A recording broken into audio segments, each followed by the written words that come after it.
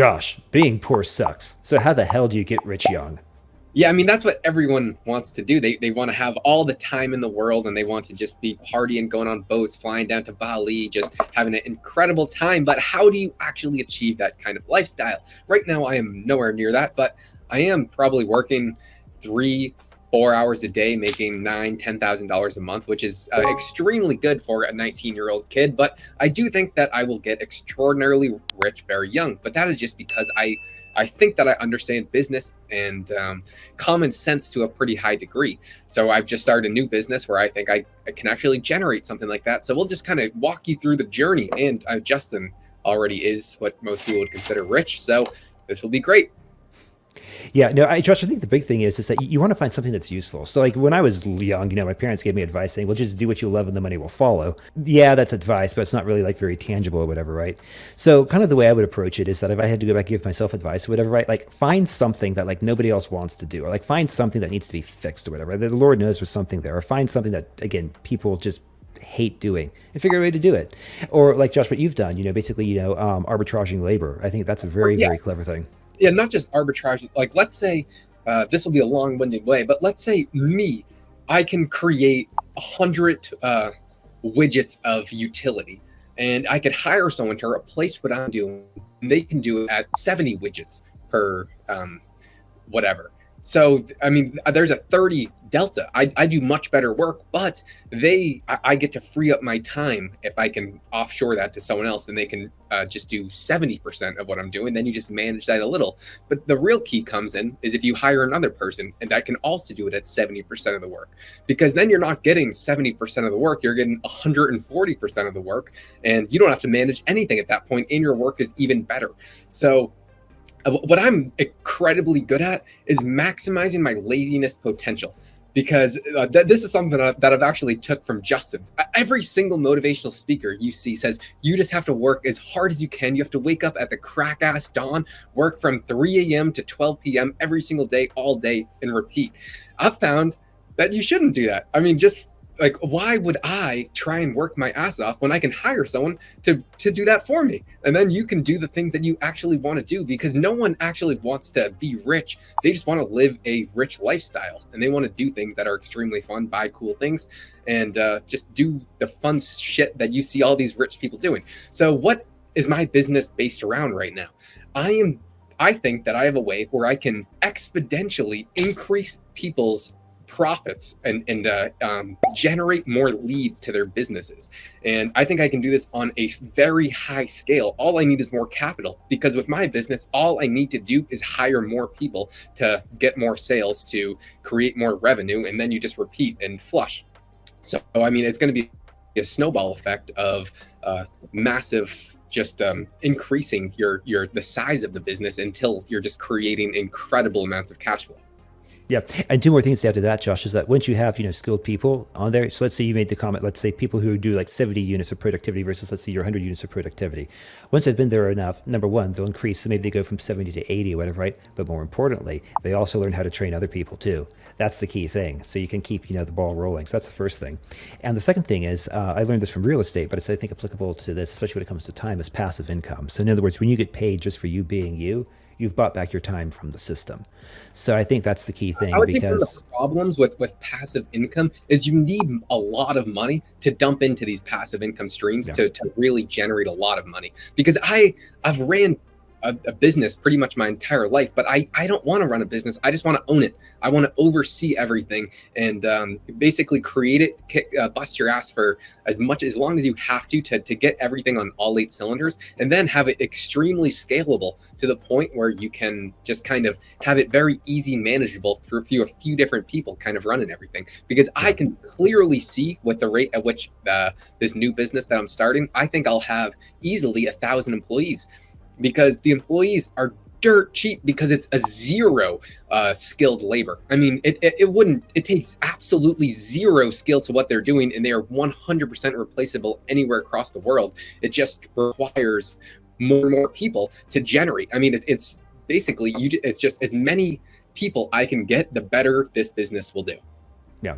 Anyways, that's basically, I think, the key thing for that is that generally working for yourself is probably a little better, more often than not, than working for Really, someone the else. only way to get rich at a young age is if you run a business or you get Yeah. incredibly lucky. A lot of people think, oh, I'm just going to trade stocks. I'm going to make 100% a year. I'll live off 20% and then I'll just keep on doing that forever. And that is not possible. Now, like, no matter what you say, it's not going to happen, especially if you want to live a rich lifestyle, because that is what I think the goal should be, to live a very fun and fulfilling life. And Justin says being useful. That's Yeah. basically all I'm doing is I'm trying to provide a use case to people to where they'll want my service, and I'll just get a portion of the profits, because all I want to do is, I think that I'm smart enough to generate leads for them, and I just get a piece of that. So it's pretty much a win-win for everybody. But you can do this with pretty much anything. The first business I ran was much more hands-on, where I was actually physically selling a product, not online, like in person. I had to go deliver it, which it sucks. And then even if you hire people, it was just a pain in the ass. I mean, I was working more when I was 17 years old and had 10 employees than I do now. It is with just ridiculous how you can structure a business online to be so ridiculously hands off. How else would you get rich? Let's say you were young today. What would you do, Justin? Well, I can tell you what I wouldn't do. That's maybe a better answer. Is that I am very turned off on what college is nowadays. Short of like if you want to be some very like technical, like like a chemical engineer or Even that aerospace won't get engineer. rich, because if you want to be a chemical engineer, you're going to have to do your 4-year degree, another 8 years of specialize in a skill, then apprentice, and Yeah. then you start to make some money in your 30s. So how would you get rich young? Yeah, so here's a more practical thing or whatever, right? Like if I was going through it again, and I couldn't do real estate for whatever odd reason, I would take a really close look at the trades. I would take a really close look at the trades and see what's going on there. One of the things I've come to learn about is military intelligence, and I think that would be a fun thing if you wanted to, serve the country or go into the military. Obviously, not quite working for yourself, but I would say working for the military.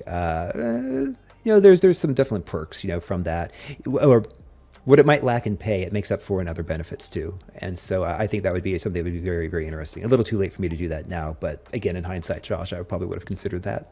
Yeah, some other things that I'm thinking of is, I mean, when I'm telling you I'm working 3-4 hours a day, that is not to say that's all I'm doing, because you also, I mean, like, what the main thing that I want to do is I want to expand my mental bandwidth. So I spend a lot of time reading or running and going to the gym and doing things that are still productive, because you don't want to be a clam that's just trapped inside, just sitting on your phone all day playing video games. Because if you're doing that, I can assure you, you will not get rich at a young age. It is almost, I will almost guarantee you, unless you start streaming and you make a YouTube channel out of it, and you can make millions of dollars that way. But even if you told me I could guarantee make $1 million a year to play video games all day, I still wouldn't do it, just because I care way too much about my mental and physical health. And when I was playing video games all day, try and think through complex subjects and do some real critical thinking. If all you're doing is play video games with your headphones on, you are literally trapped in the virtual world. And I can assure you that you're not,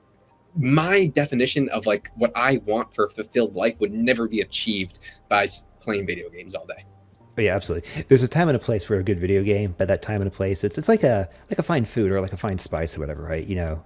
Use it sparingly and judiciously, not all the time. Yeah, so I guess there's many different things that we could talk about for getting rich at a young age, but I mean, it's really going to depend on the person and what your skill sets define into. Yeah. Like, you find something that you enjoy for sure, because that's what actually matters. Or that understand, it doesn't even matter if you like it, something that clicks for you. For me, what I'm doing makes just so much sense. The second I put a little bit of thought or just saw this kind of strategy that I'm now implementing, it instantly made sense, and then 1,000 other dots connected as to how I could implement that and scale it massively, because to me, that is what made sense. But for you, what making sense could be how to scale like a lawn mowing business, because you've done that your entire life, and you understand it to a very high degree, how to make the best looking lawn of all time, and what clippers to use, or whatever you even do. It's all dependent per person, and just know what you are good at and kind of what side. Yeah, and basically figure out how you can be useful. And if you can be useful by doing something that nobody else wants to do, you will be able to write your own paycheck.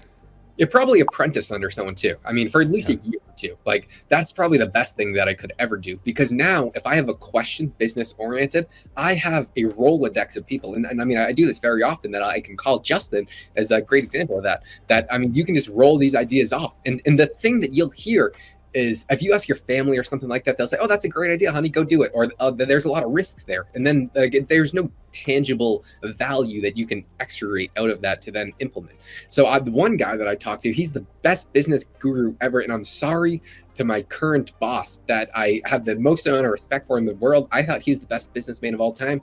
I'm sorry, but one of these guys overtook it, and whenever I have a call with him, my mind just gets absolutely blown because you talk to him and then he'll ask you 20 different questions that are not, they're just thought-provoking questions that make you think about it in a different way that you couldn't even compartmentalize before. But the point is, find people that have ran businesses that can kind of help you to run through a lot of the inertia. So currently, I'm definitely not rich at a young age, but I guess I'm 19. I don't know what would consider young. I would say, what year would you still consider being rich at a young age? Oh, I would say if you're a millionaire before, I don't know, 40, you're probably doing well. No, 30's even better. I was thinking like 23, 24. So we'll see what happens. I guess we'll check back in a few years to see if my prediction on my current business is correct or it's a complete fail. And that is another thing that you can learn is how to grow from your failures, because my first business that I ran and failed very successfully, I learned 100 different things from. I learned 100 times more from every time we failed and lost everything than we did for any time that something worked well. Because if something worked well, you already understood it. But when something fails, there was something that you could not predict that happened, and then you don't let that happen again. That is for sure. All right, so you guys, and let's go get rich by doing absolutely nothing, because that is the only way to do it.